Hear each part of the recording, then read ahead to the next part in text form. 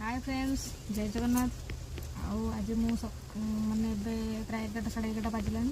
आ दीपर आज आम पखाड़ करने बो बापा कहीदे जाइए तेणु मत किसी शाग देकी जाइए शाग खड़ी रखी थी मैंने आम आस आम गाधेला बेले तू शाग खड़ी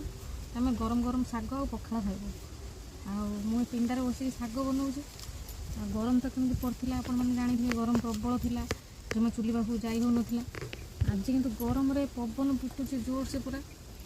भारी बढ़िया लगुच मुझे शाग बन बन 2-3 थर ढोल पड़ी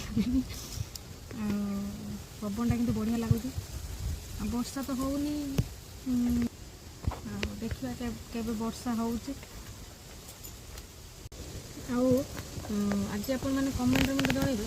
जे आपण मानक गरम गरम शाग खाइबा भल लगे मैंने पखाड़ भात में गरम गरम शाग खाइबा भल लगे ना ठंडा हो गला खाइबा भल लगे मैंने कड़ारू ओल्लेबे आ पखाड़ सहित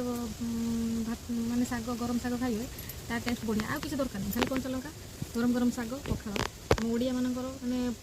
सबुठ प्रिय खाद्य शाग गरम गरम शाग आ पखाड़ आपण मानक भी केमिति लागे मते कमेंट निहाती जणिबे तो रहूची जय जगन्नाथ।